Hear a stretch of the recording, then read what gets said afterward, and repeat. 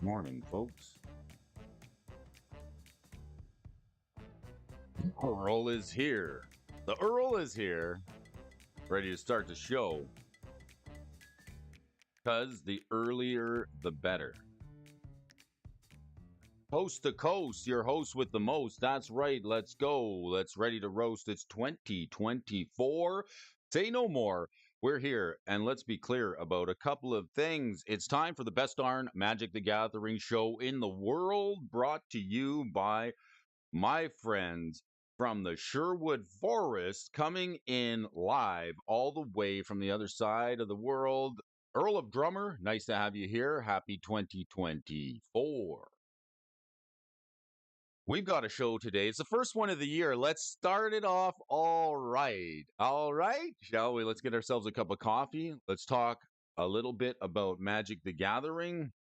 Let's track the prices of Magic cards. Let's do it together because I have a question for everyone here watching. Do you like tracking the prices of Magic cards? Don't worry, let me do it for you. I'm going to be doing that here in the new year on the Bro Show, coming to you live in the morning. Hope your New Year's was good. My resolution for 2024, to buy Bitcoin in 2011. That is my resolution.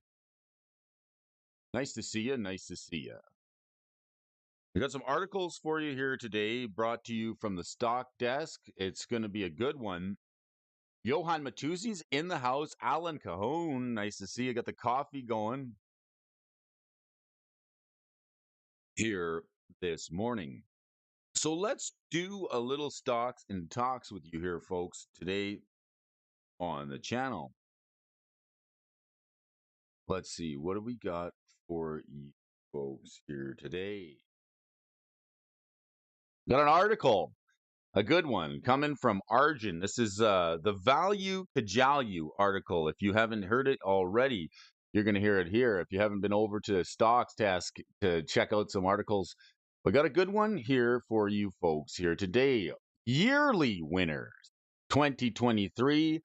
Winners and losers. This is the first of 3 parts of this article series we're going to cover here today. We got some interesting cards on the discussion block for you folks watching at home. 2023 has been a busy year for Magic the Gathering, especially since the collectors, Wizards of the Coast, continued to flood the market with new products. Did they ever? Which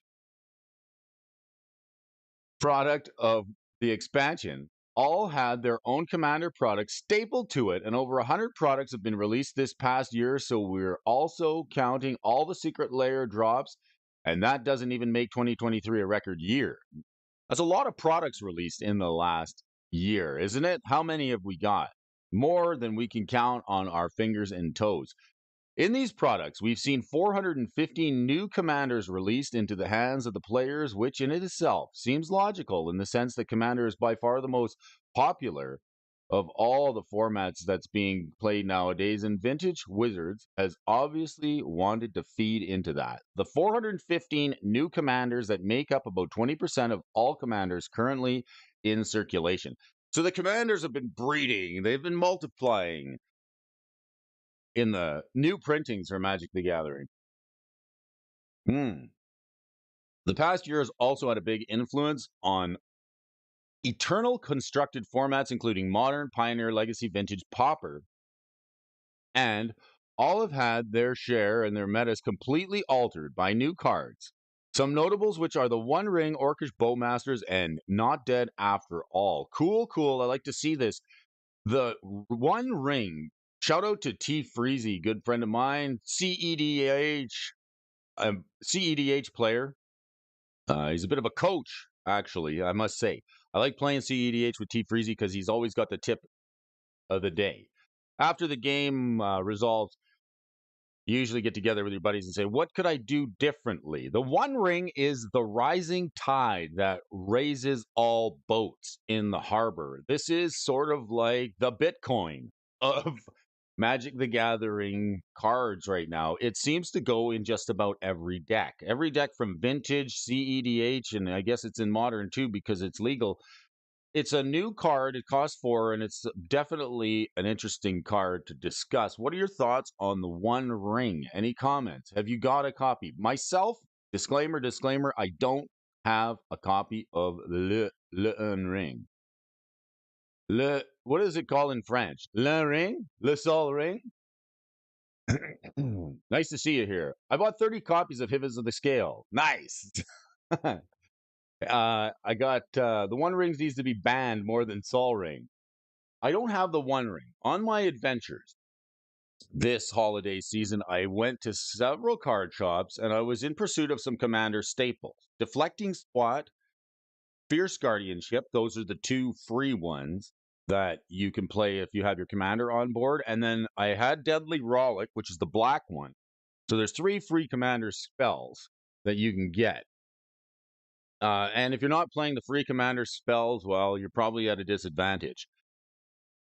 I'm running a 0 mana Commander right now, so that's basically free Commander and free Counterspell and a couple of mana rocks, pretty good. But the One Ring is something I don't have. Going to and the Thassa's Oracle, Demonic Consult, the One Ring, Orcish Bowmasters, all see EDH staples. If you add them all up and you want to build a competitive EDH deck, you're looking at about $700, $800 to get a copy of the SWATs, the free Commander spells. This card, the One Ring and the Bowmasters, does see a lot of play. The One Ring is one of those old transmute artifacts, is what got me wanting those transmute artifacts. I saw it, when I bought into there's 2 of them. There's transmute artifact and power artifact, and they were about the same price, about $200. And I couldn't decide which one to buy, so I went all in on the power artifact and got a couple of copies. Thinking I should have split my decision because the transmute card is also very good. It's sitting about 500 Canadian right now. I saw one in a showcase I wanted to ask. So this is what Millmaster's talking about. A lot of old school reserve list staples that are really getting attention because of the One Ring, like Mishra's Workshop. It's even good in Commander. It taps for 3 mana. You can turn the One Ring if you want to. The card drawing and the burden on it is not really a downside, I must say. It's let's talk about the One Ring. It's 4 mana to cast. It's indestructible. So this thing, it's not uncounterable. So what you got to do is you got to counter this. When the One Ring enters the battlefield, if you cast it, you gain protection from everything until your next turn. This is being replayed in Commander where people bounce this or flicker it to their hand and cast it again. Doesn't mean you can't mess with their stuff. You have to exile it. You tap it, you put a burden counter on it. I think we all know what this thing does. Draws you cards. And along with the Bowmasters, it keeps, if you're playing the Bowmasters, this is the 1/1. This guy's $60. The One Ring demands an answer. It does. It's very hard to deal with. Player removal. If you ask me, my number one answer for the One Ring Millmaster, player removal. That's and it's hard to get around. They have protection for 1 turn. AoE spells like that don't target, like Underworld Dreams, I think doesn't get around it. You have protection from everything. There was a game last night, and that's what happened. The Bowmasters, this thing goes on the battlefield and somebody shows you a wheel. Like this card can get nuts. Like somebody shows you a wheel and you got 4 players, you're looking at 21 damage and a big orc. A big orc. Seen some big orcs out there. So wheel with this card, and even with a Bowmasters in play, that's sort of the gameplay we're seeing. Bowmasters, wheel, and the One Ring, drawing lots of cards. All right, what's this last one? Not Dead After All. 1 black, a card that I haven't seen too much, but maybe I have to dig it out and try and play it.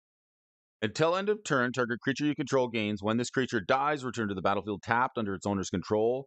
Create a Wicked Roll token attached to it. The Wicked Roll token says enchanted creature gets +1/+1, and when this aura is put into a graveyard, each opponent loses 1 life. Interesting card. 1 mana. 1 Cabal. Pip.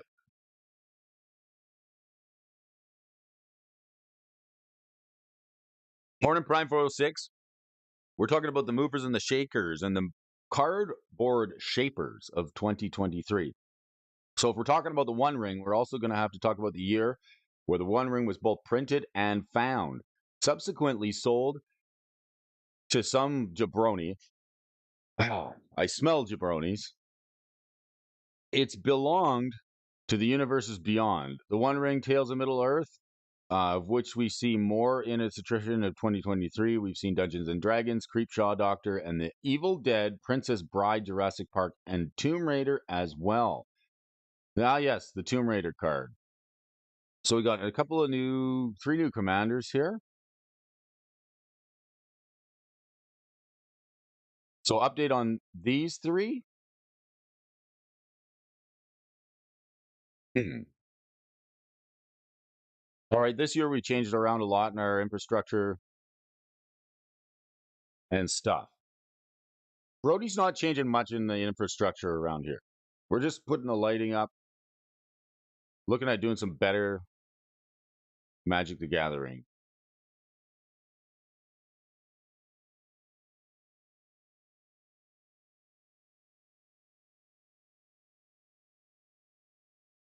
All right, we're showing you the winners and the losers of 2023, and we're wanting several copies to make sure you check this out in separate lists. Okay, so they're looking for another. These are the winners. All right, okay, this is the winners.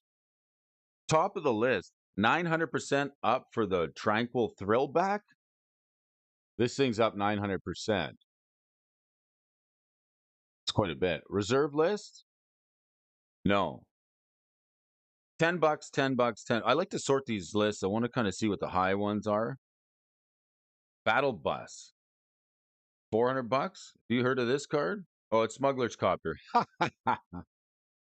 All right, what else we got here? So these are week good winners. A bunch of Commander, Modern Horizons, 2 cards, and some Innistrad Midnight Hunt. There's a card from Innistrad Midnight Hunt, this Bloodthirsty Adversary. Here's a card that actually, Midnight Hunt was kind of a stinker, right? Or was that the Crimson Vow? I guess that was kind of Crimson Vow.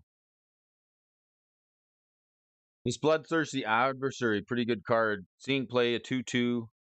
When it enters, you get to pay a red and 2, and then any number of times you do that, you get to pay this cost and put that many 1/1 counters on the adversary and exile that many instant or sorcery cards from your graveyard and copy them, manual value 3 or less, and you can cast them without paying their mana cost. Pretty excellent card. Crimson Vow and Midnight Hunt were right? Here's the one card from Crimson Vow that's on the list. That's that Bloodthirsty Adversary. Decent card, though. Kind of meh, but not a bad card. Thank you for that, Earl. Thank you for that, Alan. Thank you, Brody. Prime 406. So let's go to the next list here. There's got to be another list here. That's part 1. Part 2 is the yearly winners reserve list. This is what we want to see. This is more something. I'm so surprised at the Commander staples. You're poking $50 a pop for Commander staples. Second part of the yearly winners, showing winners and losers. On the previous article, we saw the top 100 winners and losers of all cards. In this second part, this is where we're looking at the reserve list. On the second list, average reserve list card, $792. All right. I wish it was sortable. Soldevi Digger from Alliances at the top of the heap. Hey, this is a neat card. I was talking about this just the other day. I actually got a foul at the table. This is what we kind of do when we're playing in the play group. We play competitively, play to win, but if somebody makes like a game foul, and in Commander graveyard order matters. So modern, you can kind of fan your graveyard out and reorganize it. Dredge cards that are relevant. If you're playing Dredge, you can sort of stack it up so you know what's in there. But in Commander and in Vintage and in some Legacy formats, Legacy even especially, reordering the graveyard is a faux pas. So it's like a no-no. So if you pick up your graveyard or even an opponent's graveyard to look through it, reordering it, you should keep it in the same order. So Soldevi Digger is a card that makes graveyard order matter. So is Shallow Grave. So this card's a 2-mana artifact. You pay 2. You put put the top card of your graveyard on the bottom of your library. That's why you can't reorder your graveyard, in those formats, because there are cards that say the top card of your library, or with Reanimate, I think it's the top creature, or Shallow Grave, because it's shallow, right? Like that's why it's a shallow grave, because it doesn't go deep to the bottom of the graveyard. Shallow Grave says put the top creature card from your library or your graveyard into play. So graveyard order matters. I got a foul. I reordered somebody's graveyard when I was right at the end, ready to try and combo off with the Dire Fleet Daredevil. Trying to Dire Fleet Daredevil, casting Mnemonic Betrayal from your opponent's graveyard. And then I was looking through it. I reordered the graveyard and I got a foul. Brody, hey, it's the dual brain. Ed's here. Good morning, brother. Happy 2024. We're looking at Soldevi Digger and the reserved list cards winners over 2023. So the Soldevi Digger is still a cheap card. And as far as a bottom of the reserve list, I would definitely put this on Brody's bottom 10. Have the Soldevi Digger. Get a couple of copies. Right now, it's like $3. Oh, it's $8 now. I must say I have a number of copies of this. I like this. I think I put it on the bottom 10. Graveyard order matters, right? If anything matters, it's graveyard order. Here's another great card from Visions on the bottom 10. This one's coming in. We're doing it here, people. Let's look back at the bottom 10 for 2023. All the cards. This one's on it. Soldevi Digger is also on it. It is up 114%. The Fimmerif Enchantress.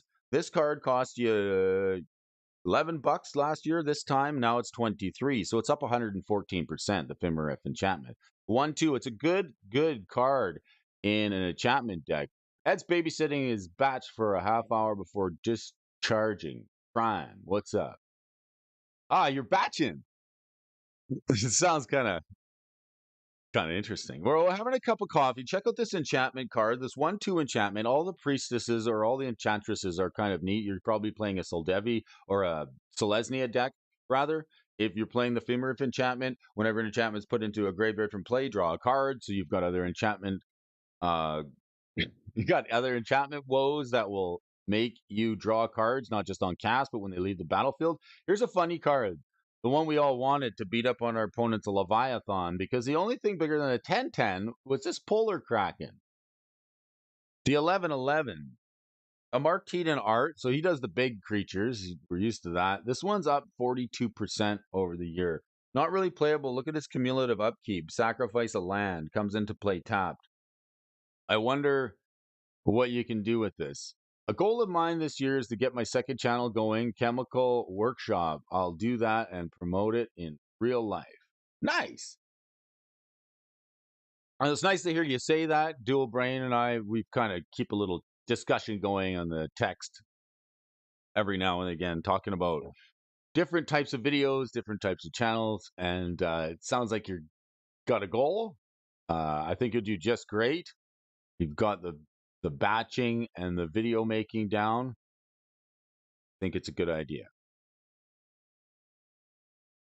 Pass Bond, revised edition. So the Soldevi Digger, Fimmerif Enchantment, Fimmerif Enchantress, Polar Kraken, and Fast Bond from the revised edition. This one's $24 now. Revised Fast Bond. It's a good card if you want to go fast, especially in green. It is legal only in a few formats, not all formats.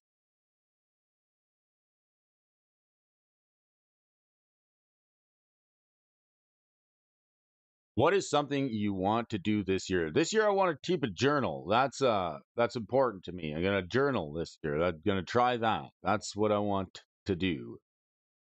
If I could journal every day, then that would be a pretty sweet accomplishment. So I'm planning to journal each day this year. Null Rod. Urza starter block. I want to start on Urza's block. All right, there's a couple of cards that make me go, and especially if you're playing green. Null Rod is a mana hoser. This will cuck your opponent's mana rocks.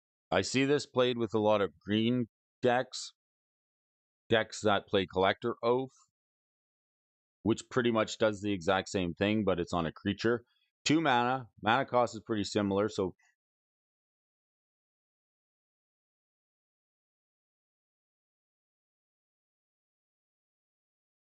this one says players cannot play any artifact abilities requiring an activation cost. So we got the Cursed Totem that turns off creature abilities that need an activation cost.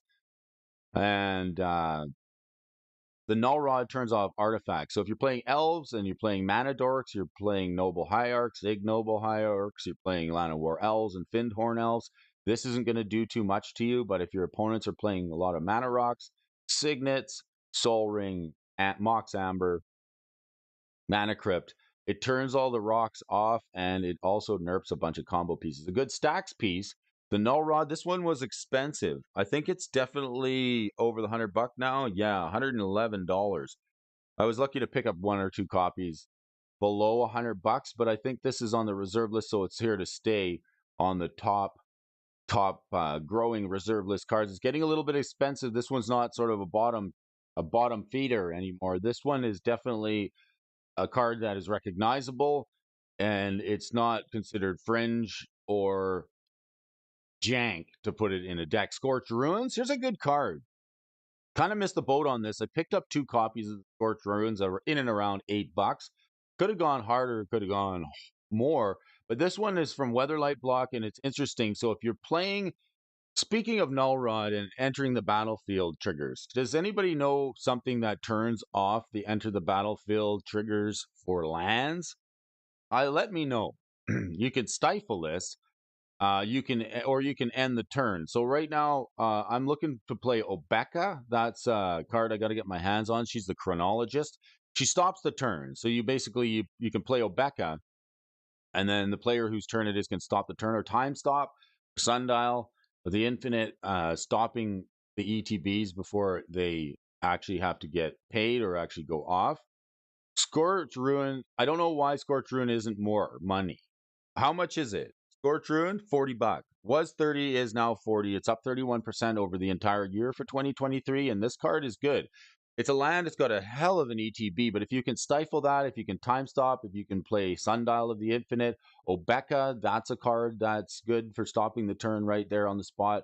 Stifling this, stifle on to a Disrupting Scepter, also not bad. There's a couple of ways to do it that I'm aware of.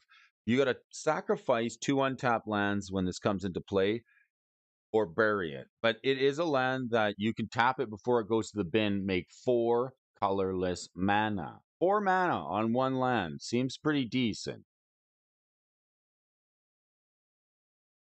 I wonder how this works with Sundial, right? Put the ability on the stack. Chain Stasis. Here we go, boys, boys, boys. Let's get a cup of coffee and talk about this card. Alan Cajon says, we're still in a bear market at this point this year. I think it's looking to finish up the Black Legends enchantments, the Abyss, and the Nether Void. For me, Dual Brain is just to try and get another couple reserve list cards that I don't have. I'm just working towards that 572 cards, the one of the hot dog vendor approach to the reserve list. Make me one with everything. It's still a ways off, but if I can get 1 or 2 more cards throughout the year, just to get me one step closer to having the 572 list, at least one of everything, and then spreading out the love against the bottom 10 of the reserve list. Because when stuff like this happens, when you look at a list like this from 2023 and you see some of these bottom enders actually 100x, or not 100x, but 10x, or they go 100% increase or plus, and you might be able to, if one of them goes even harder, like say a new interaction comes up, then you have a couple of copies to trade up into the reserve list. That's how you do it. That's how I do it. This is not advice, but that's just what I'm doing. So try and find some of the bottom end reserve list cards that are excellently undervalued and underpriced, sort of like this Chain Stasis, and then maybe pick up multiple copies of that. Hold on to it. If it does anything, if we are still in a bear market, as Alan said. So I believe that these prices are going to keep drifting sideways. This one's good. Remember Twiddle? So Twiddle is pretty interesting. it was the tap or untap instant. Well, the chain stasis is great because it's another twiddle option. You've got twiddle, then you've got the chain stasis for a blue, instant speed. You can tap or untap target creature. Whenever any player uses chain stasis to tap or untap a creature, that creature's controller may pay 1 blue and 3 to use chain stasis to tap or untap target creature. So it won't twiddle a vault like a time vault, but it'll do a creature. If there's something you need to untap, this can do it for you. You can tap down your opponent's card, your opponent's threat. If he's threatening to go to attack step, you can tap it down. And then they can try and do it again if they have the mana. Cardboard Odyssey, it says, I'm officially off work. Nice. We're talking 2023 reserve list winners for the year. Karavak Spite.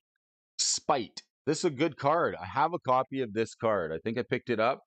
What is it? This is definitely on the reserve list. Visions, $2.28. It's up 22%. It's still pretty low. And it's look at this card, the interactions you can get with it. So Dark Ritual, it's 3 Cabal pips, 3 black. Sacrifice all permanents, discard your hand, target player loses 5 life.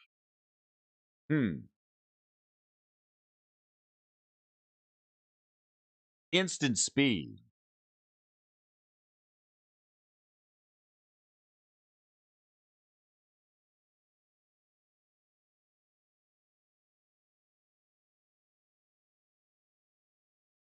It's a terrible card.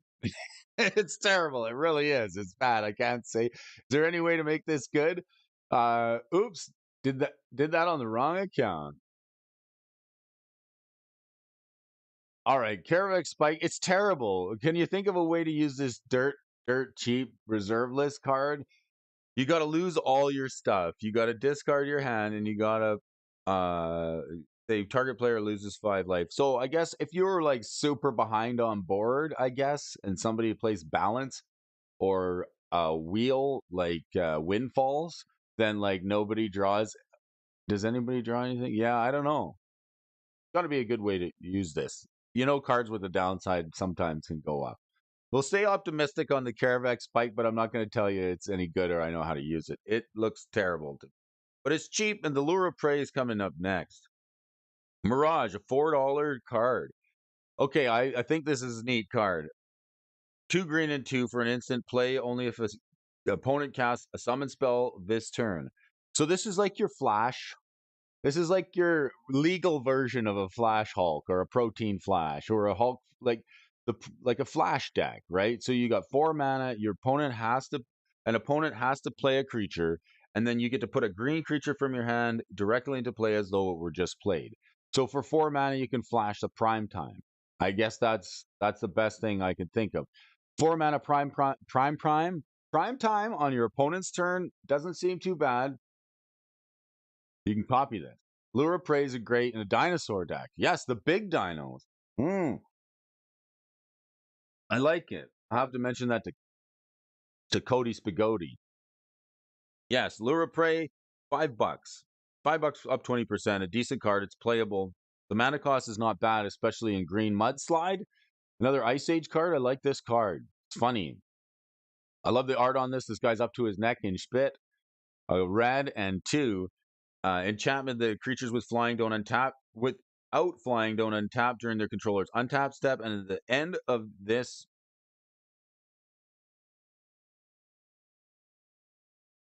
and at the end of his or her upkeep, they got to pay 2 for each creature they want to untap without flying. So this is like, it would be better if it tapped them, but this is like a really bad moat, I guess. It's Mudslide. It's good against creature flying decks. It's kind of annoying in enchantment, but it does shut down big stuff. Only a couple of bucks. Why not? Mind over matter. How'd you do, Benson? Lure of Play is thematically on point in Dinos.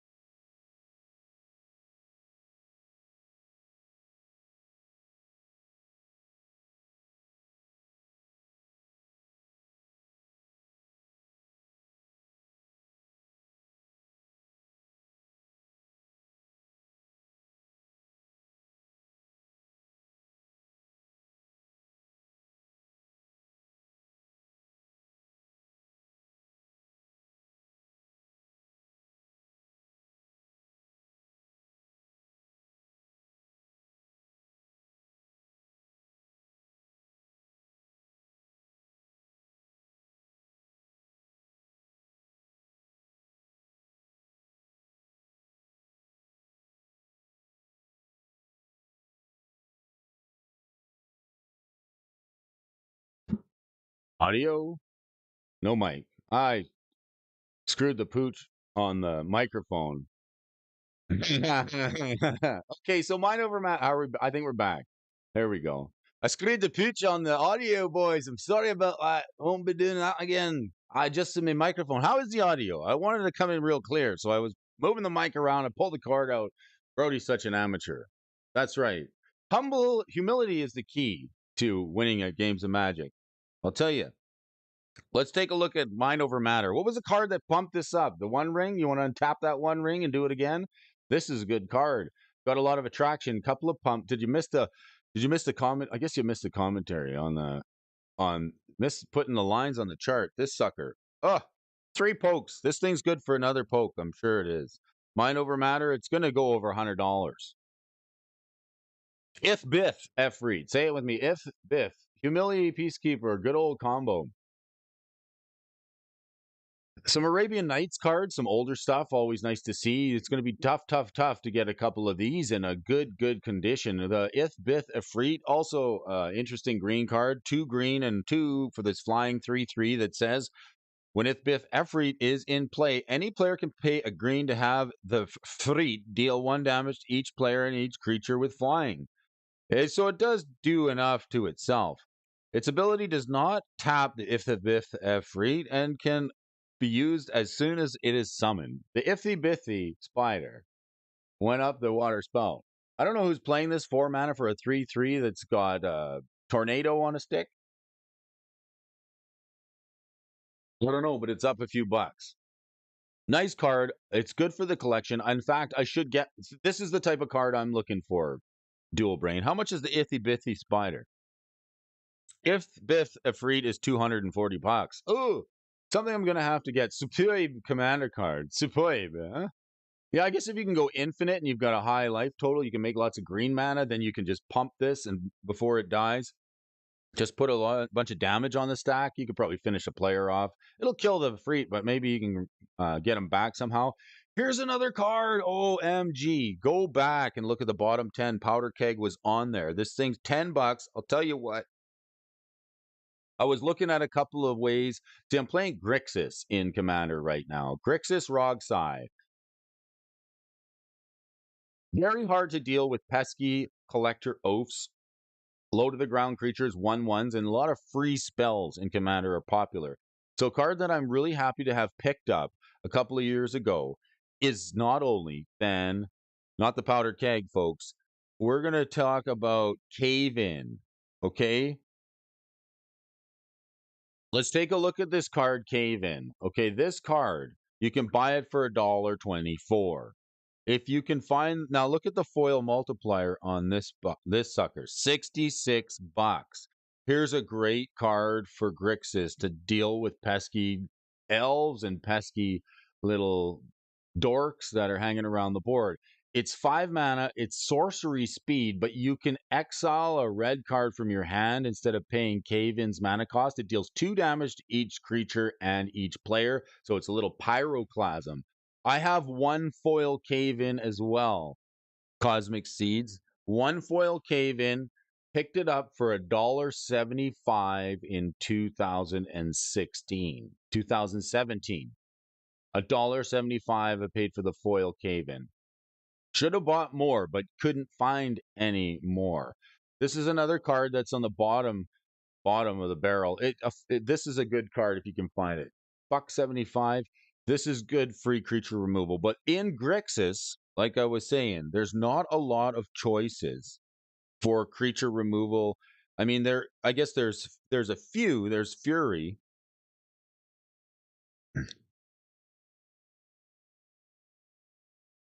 This Cave-In is like a pyroclasm. It deals 2 damage, so it does quite a bit of damage. Another card that I picked up in foil, and this one's quite cheap right now. I want to see what the foil premium is on Powder Keg, because this is a great card on the bottom of the reserve list. It's 10 bucks right now. Let's check out what it was 10 bucks. It's up to 12. This is something we put in Brody's bag when we were going through the bottom of the reserve list. This card is great. 2 mana. At the beginning of your upkeep, you get to put a fuse counter on Powder Keg. Tap sack powder keg, destroy each artifact and creature with CMC cost equal to the number of fuse counters on powder keg. So this thing saw quite a tick up in price in 2021, up to $30. It's drifted down. This is a good cheap pickup. The foil multiplier on this sucker, quite expensive. It's $125 for a foil. Wow. I have to look back and see how we did on powder keg.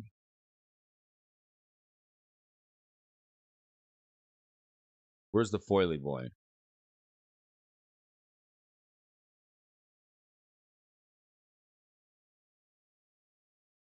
Oh, there's even a promo of it. Let's check the foily boy. Yeah, $125. Non-foil though, $10. Decent board wipe. You can tick it up. You can put it on the number that you want, and then you can blow up stuff. It's good card if you're behind on board. It's like a mini Oblivion Stone. Happy 24, Coach. Coach is here. All right, coach me on this one. Winner's Chill. Ice Age card for $2. This one's a winner for 2023. Winner's Chill. It's a winter. Up 15% for the Winner's Chill. Only $2. This is a toonie. Remind me again what this one does. Oh, and another card coming right up. This whole list is just making me the hair on the back of my beard stand up. 1 blue and X. You get an instant that you can cast only during combat before defense is chosen. At the end of combat, destroy X target attacking creatures. X cannot be greater than the number of snow-covered lands you control. For each attacking creature's controller may pay 1 or 2 to prevent this from being destroyed in this way. If that player pays 1, the creature neither deals combat damage, and if that player plays 2, the creature deals deals and receive combat damage. Cast only only during combat before defense is chosen. At the end of combat, destroy X target attacking creature. So this just does like a targeted spot removal. Decent card. Then they got to pay 1, but you have to have the snowlands. How many snowlands are you usually gonna have? Maybe a couple. It's really good. You still might do damage, but it's $2. I got to put that on the list. That's definitely a pickup for me this year. Winner's Chill, a $2 card that saw a 15% increase over 2023, which brings us to another card from the Mirage block. Super fond of this card. Picked up this card quite a while ago, so I'm okay with the Mirage $31 Shallow Grave. This thing's up another 15%. So earlier today, we were talking about the Soul Devi Digger on the top of the reserve list, and then Shallow from the bottom. The Shallow Grave, this is like I was saying, I had a party foul last night when I reordered a graveyard. Don't do that in Commander for cards like this. Put the top creature card from your graveyard into play as though it were just played. That creature is unaffected by summoning sickness. Remove that creature from the game at end of turn. Decent card. This can get you your Grizzlebrand, your Emrakul, or something that is in the bin that is really going to just finish off and win the game. Playable in Legacy. Sees a lot of play in Legacy, and it's on the reserve list, and it's $30. What's the chart look like on this sucker? Shallow Grave. Oh, yeah. Shallow Grave drifting up nicely. Let's get the pen out. Got a couple of different price movements for this one. Once first in 2013, probably the advent of Reanimator, something like a Grizzlebrand. $5 down to the retrace, back up to 25, and then $50 2021. And now it seems to be heading strongly east to west on this sort of trajectory. Give us another reprint target, and Shallow Grave will show you some price action. Winding Canyons. Here's a land. Discharge time. Later, it's discharge time. That sounds so freaking funny. Come for the magic, stay for the spicy conversation. Let's check out this card, Winding Canyon. Happy discharge. All right. Tap, add 1 colorless mana to your mana pool. You can pay 2 and tap this Weatherlight land, and until end of turn, you may play creature cards whenever you can play instants. What? This is a decent card. Oh, I gotta write this down. Take about a minute. Get that magic card handy. Pen and paper in it. Let's write this down. There's a couple of things that I want to remember from this stream. One is the Winding Canyons. You know, a card that's really, really been making waves, and it's a great card, and it reminds me of the Winding Canyons, is the Born Upon a Wind. Have you guys heard of this card? Born Upon a Wind? It's a great card. Let's check it out. So Winding Canyons, I'm putting that down on the list. Something I want to get just because it's playable. It's on the reserve list. I can use it. Let's check out Born Upon a Wind.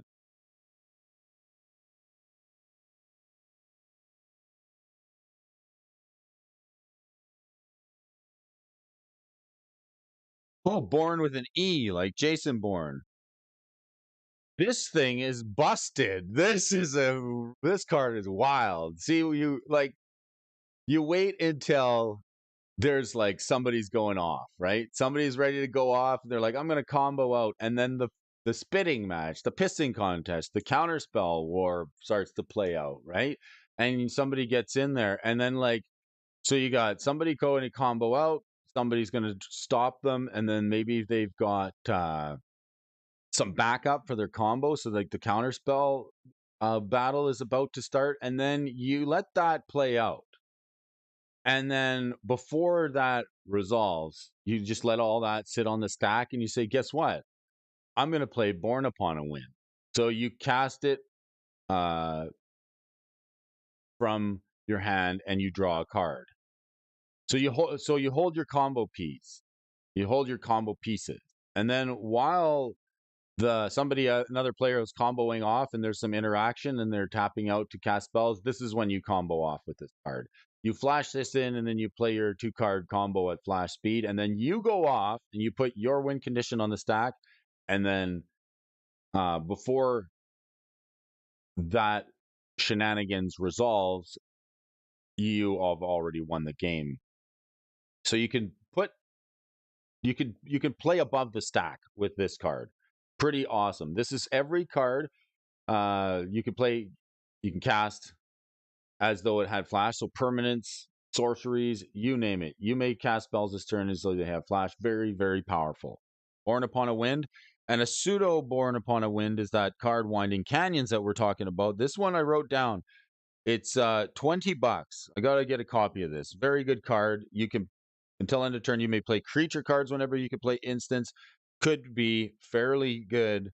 Except this one you'll see on the battlefield. So if you're holding it up, people will assume you have something, so you can represent a threat, or you can use it to combo out, or at least put half your combo onto the battlefield during your opponent's turn.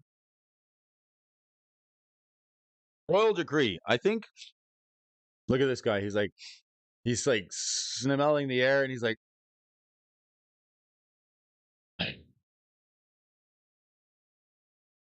I smell jabronis.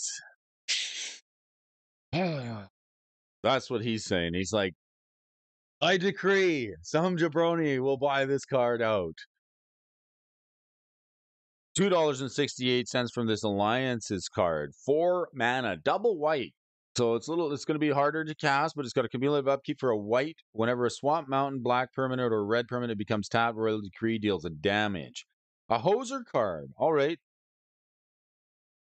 Hoser card for $1. I think the reason I say that is I think before this card gets bought out any farther, I would recommend picking up at least one copy. It's going to keep getting bought out. There's just something about this card that makes it want to be a target. I don't know. But it's still pretty cheap right now. Alliances has a lot of print, so this card's not going anywhere and fast. It's definitely on the reserve list. It's $3. It's a coffee. Don't buy yourself a Royal Decree to yourself this year that you will buy a copy of Royal Decree and skip one trip to Tim Hortons or Starbucks or the Java Gym. Chronotog? Kylan gave me a copy of Born Upon the Wind. I said to myself, I thought they banned Flash, right? Yeah, it is Flash. Yes, it is essentially Flash. Chronotog, an interesting ATOG from the Visions block. This one's on the reserve list. It's up chronologically from the bottom 12.6%. It's $2-3. It's kind of terrible. Let's take a look. For the 1-2, you get an ATOG. You got to skip your next turn and put a +3/+3 counter on Chronotog. You only get to do this once a turn. I don't know where you're doing this. Like, in what world are you doing this? Are you doing this in the world where you just win on that turn? And if so, is it really necessary that you need a 4/5 to do it for 2 mana? Hmm. Can you win with Chronotog? Maybe if you have multiple attack steps, perhaps. And if you're just going to win that turn, you're going to double attack with Chronotog? I don't know. He's not big enough. But he's on the reserve list. I should get a copy. He's kind of cheap. You can activate this, then use end of turn effects. Ah, okay. Let's put it on the list. Chronotog.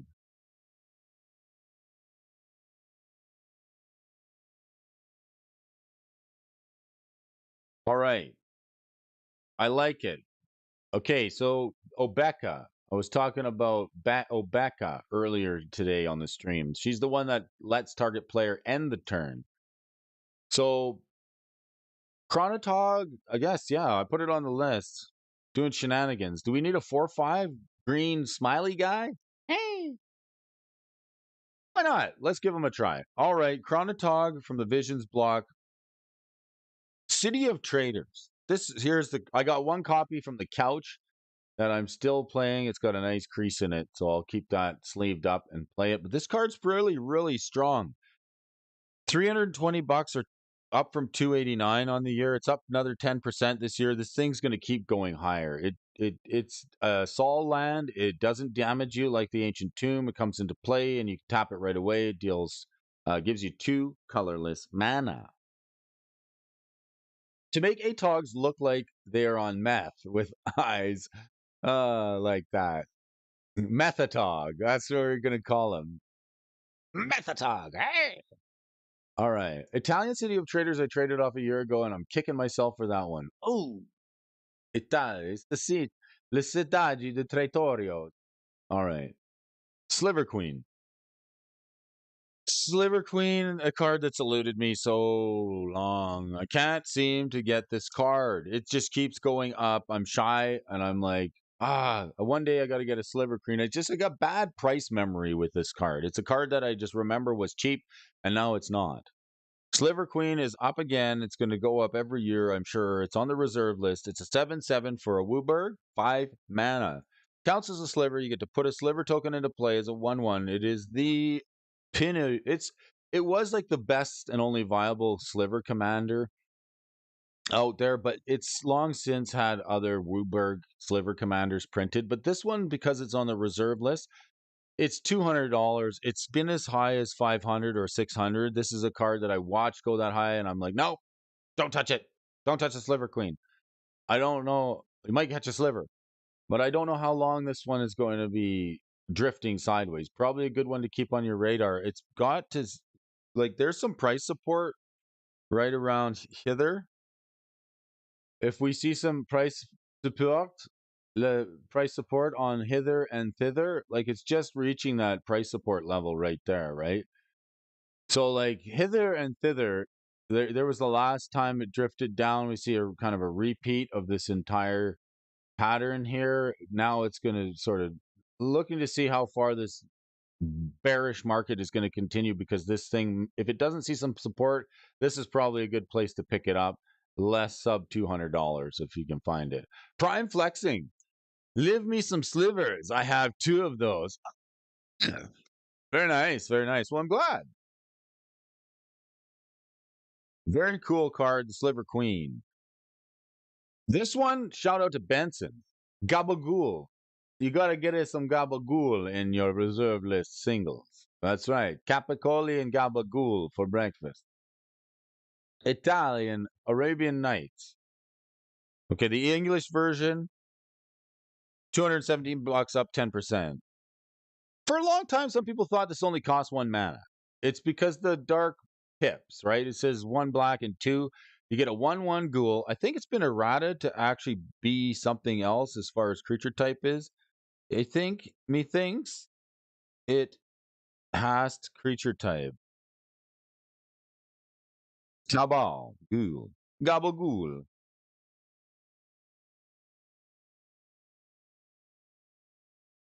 Creature type zombie. It is. So at the end of each turn, put a 1/1 counter on for each other creature that died during the turn that was not regenerated. So every time stuff dies, the gabagool gets stronger. It's got more picante taste in it. That's right. Some spicy gabagool. Gotta get them big. Here's a card. Costs you 200 bucks. It's from Arabian Nights. Hard to get in really good condition. Keep an eye out for that. You have 2 of those? Well, I have 1,000 basic lands and a Sharpie. Very nice. Okay, Dwarven Armorer. Fallen Empires. Make Prockies great again. Some Yabba Gabba Ghoul. You forgot about the Yabba. And they go with the Gabba. Dwarven Armorer. Here's a neat card. Okay, this 0/2 dwarf. He's on the reserve list. The art on it is just fantastic. This little boy, you pay a red and tap him to discard a card from your hand, put a 0/1 or a 1/0 counter on target creature. This seems really good. Like, in fact, I'm playing Rograk and Silas Ren, and this is definitely a card that might help. Think of it this way. Rog's a 0/1, so he doesn't do much. You have to actually equip him with a sword or put something on him that's going to make him actually hit. He's got all these sweet abilities, got Menace, First Strike, and Trample, but he's a 0/1. So you got to put a piece of equipment on him. And then from a card like for a deck that's playing cards from the graveyard with Underworld Breach, this doesn't seem bad. If there's something you want to put in your graveyard to perhaps reanimate, maybe for example, we're playing Goblin Welder because that's kind of right on color. I'm also playing Welder in Rograk Silas Ren. So you could go Rograk Dwarven Armorer and then use the Armorer to buff up your Rograk and put your Reanimator piece into play from the graveyard if you pitch it. Right now, there are choices. Say, for example, a Phyrexian Devastator, or I think that's the one that draws you 3 cards when it enters from the battlefield or from the to the battlefield from the graveyard. Yeah, there's the Phyrexian Dragon Engine. I think it's the Phyrexian Dragon Engine. When that one enters from the graveyard, you get to discard your hand and draw 3. So the Dwarven Armorer, let's put that on the list. That's a decent card. I think I'd play it.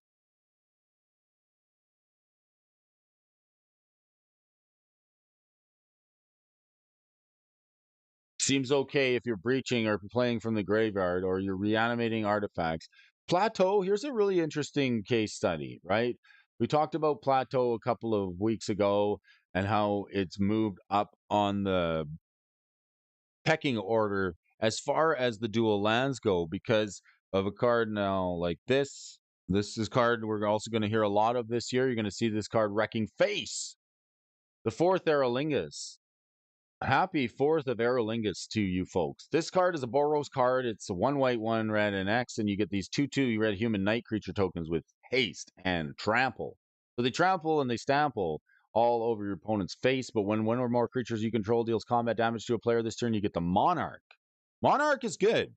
Draws you a card at the end of your turn. So an extra Monarch, it definitely makes this plateau a little bit yummier. This is a good card.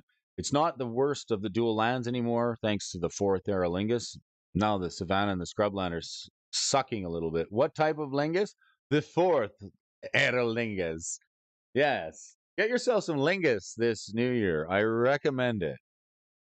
I recommend everybody getting some Lingus this year.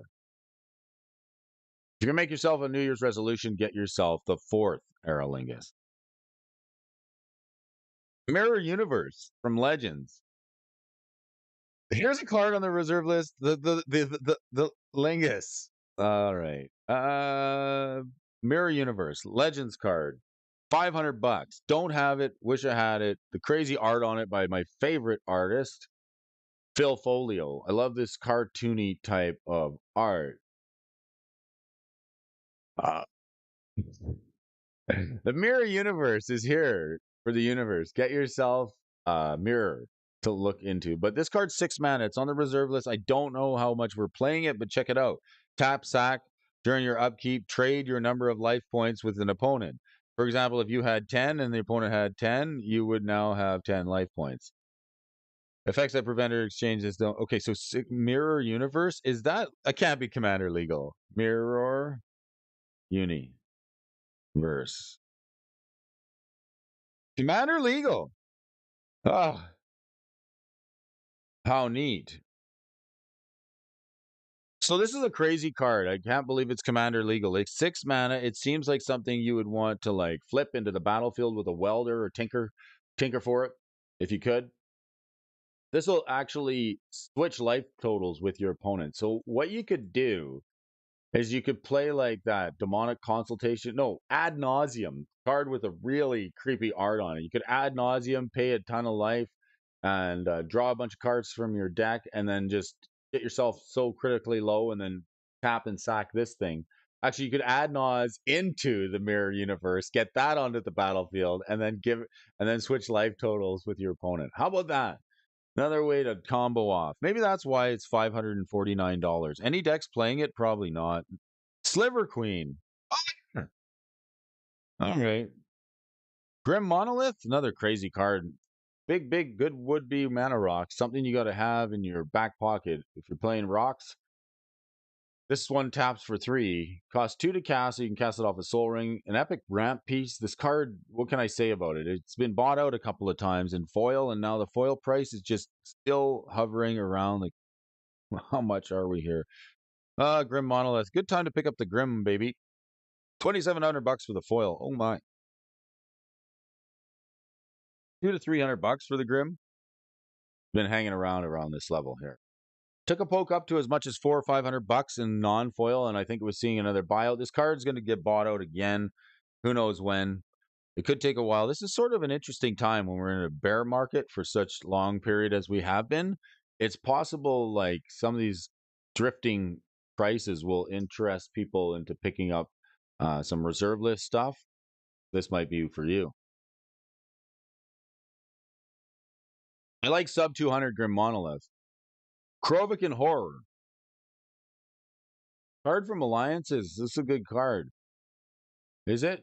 It's up 1% over the year. This horror card, at the end of any turn, if Krogan Horror is in your graveyard with a summon card directly above it, you may put it back into your hand. Pay 1, sack a creature, have horror, deal 1 damage to target creature. So it's a sack outlet. It's a 2/2. It's got some decent art on it. I like it. It's got Christopher Rush art. Very cool. This guy really just makes the best out of Magic cards. Miss him? And miss art like this. All right. The Krovikan one. What else we got here? Mox Diamond. Another mana rock. Which one is this one? This is the From the Vault relic. And so it's not very old, but it's still considered a relic. It's $700 for this one. Up 1%. I guess it's the most expensive of the diamonds. The From the Vault version, man, would person have done well to have been on the vault. But that's no reason to fret and frown. There's still lots of opportunity out there.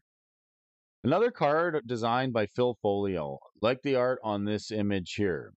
Beautiful picture of the conch horn. Something that's only up like a percentage or a 0.5%. Tap, sack, conch horn, draw 2 cards, and put 1 card from your hand back into your library. So it's a mini storm. It's kind of expensive. It's 2 mana to cast it and then 1 to do it. But it is colorless, so it gives you that brainstorm effect or card selection effect in a colorless slot. So that basically says you can do that in any deck if you really want to. It's pretty cheap. It's $4 or $5. It was on the bottom of the reserve list. I think I'm holding a few copies of it. Maybe one too many. And for all of you folks that like absolute absolute calamity. Here's a card. Creatures with flying cannot block creatures without flying. Creatures without flying can block creatures with flying. This card is crazy. It does wild things. It's an enchant world card from Mirage Block. If you like messing up and complicated board states, this card's for you. Mirage Block, $6 for the Chaos Sphere.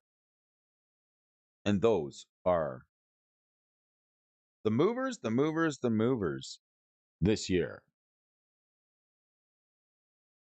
So we got to take a look at what's coming next.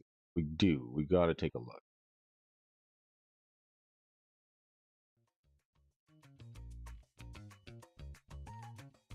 These are what I got coming up here. These are the losers. These are the cards that sunk down the most. So either they were speculated on or maybe they had some good interactions and they soon went down. We got Thran's Tome, Tika's Dragon, Purgatory, Hivis of the Scale. Poor Hivis. You lost some points there. Anzer in Ruins, Frentic Efreet. Here's the new bottom 10, you folks. Dampening Sphere, Unfulfilled Desires, Rishada Scalebane, Zuberi the Golden Feather, Martyrs of Corliss, Bogart and Phoenix, Soul Echo, Sandals of Abdallah, Wandering Mage, Venerfact Bottle, Jungle Patrol, Life Matrix, Phyrexian Tribute. And Selenia the Dark Angel, Eye of Singularity, Bosium Strip, Energy Bolt, Fungus Element, and Exorcist. These are all cards that lost big time, including Urborg Justice. Leeches, yes. See a lot of stuff on the bottom 10 here losing. So this is showing some volatility and where the volatility is. Let's just stop that right now.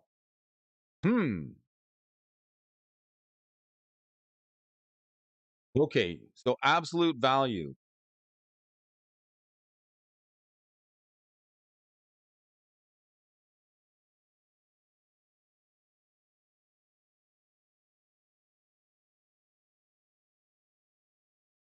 So third of all, we're going to look at the article portion of this daily Stocks and Talks where we talk about absolute value.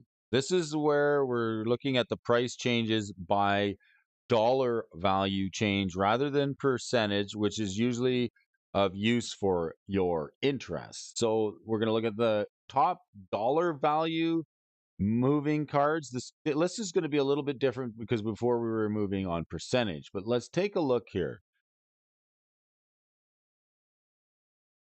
What is this? Soltari Priest? I would say there's got to be some disclaimers here. There are some rules to calculating this. First, we've excluded all the older sets in general, more expensive cards and low trading volumes. The sets like Alpha, Beta, Unlimited, and the Dark are removed. If the card was printed in 2023, you'll likely see the price after release. In the tables below, you'll find, please know the card was printed in 2023. What is this card? A Judge promo? Protection from Red? A 2-1 with Shadow?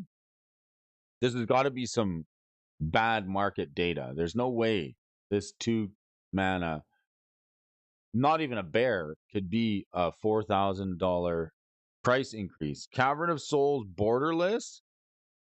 This one here showing, I don't know who's paying $5,000 and $6,000 for this card, but good luck with that. I think we've got maybe just a couple of outliers here that are throwing us off the scent.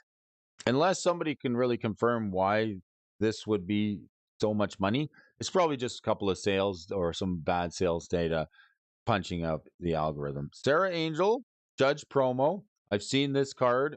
Definitely people want it, especially in the foil. 30th anniversary promo. Very nice for the Sarah Angel. And then there's another copy of it. This is the non-foil version. So these are the two alternate art Sarah Angels that have been topping the list of absolute dollar value price increase for the year. It's going to be fairly low volatility in this department because it's been a bearish year in general. So if anything's going up, it's these newer print cards that haven't been out for very long, and it's due to interest. Alternate art always making a very, very big impact in the game. People want to get something a little different, like this Ristic Study in a confetti foil. Ready spaghetti, some confetti. Dockside Extortionist, foil etch. This thing is still up over the day. The Dockside, another card that's really busted in Commander. Card you want to blink. You blink this sucker with a Displacer Kitten, it seems to do shenanigans. Makes Treasure very popular in a Commander game for 2 mana. The Dockside is that's a legit hit. This is based on playability. So there are like these other cards that are topping the list. This is based on taste. Simply, and I'll say that simply because these are alternate art versions of cards that are already in print, including the Ristic Study and then the two Sarah Angels. But a card like the Dockside, people are going to want copies, even if there's a artwork that people don't like, that's cheaper and affordable. Just to be able to play it, people will pick up the crappy art version of it because this is definitely a playable card. What else we got? Shoulder the Apocalypse. Again, another Shouldered, a confetti foil. No, step and complete foil of the Shouldered. Shouldered in there twice. Definitely a playable card. Dracuseth. Dracuseth, he be gaining or what? He went from $2 to $42?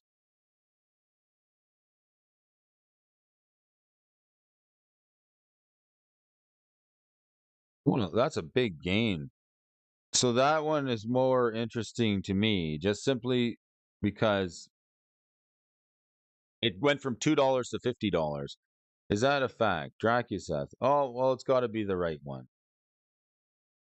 Is that even a fact? $50. Okay, questionable. Foil etched Dracuseth. Are we paying $42 for it? I don't know. Crater Hoof Behemoth, these foil etched, all taking an interest in this Bloodthirsty Adversary. This was the card from the Midnight Hunt that we looked at earlier today. This card very playable, and this is why it's seeing it goes in the Dragon Rage Channeler deck, the DRC. So the Bloodthirsty Adversary, Skull Clamp in alternate art, treasure tokens, Sliver Legion. Oh, isn't that a sliver? That is one heck of a sliver. What's his art? That's a weird looking sliver. Secret Lair Slearies. Secret Lair series of Shivers. Very nice. Force of Negation and the Commander plate. Commandeer, Teferi's Protection, another copy of Shouldered, and the Smuggler's Copy. So One Ring, highest move, yeah, about $400. So collectible, bear market. This shows the bearishness of the market. The losers got the Royal Warden, Sanopek Wraith, the Weatherlight,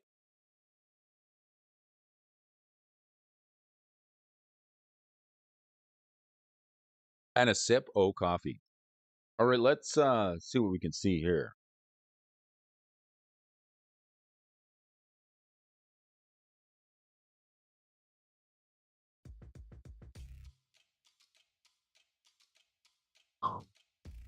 Well, thanks to Arjun for bringing us some excellent articles here to share with you folks. I really appreciate you folks for tuning in. It's been a good start to the 2024. It's nice to catch up with all you folks. Thanks for joining. Richie Dubs, Prime 406, the MTG Gaming Bob. A couple of buddies here joining us on the Tuesday edition, 2nd of January, 2024. I hope you folks have a good new year. And a special thanks to Ed the Dual Brain, Earl of Drummer, Johan Matuzzi, Alan Cajon. Thanks for you guys for turning up and talking Magic cards with me. I like it.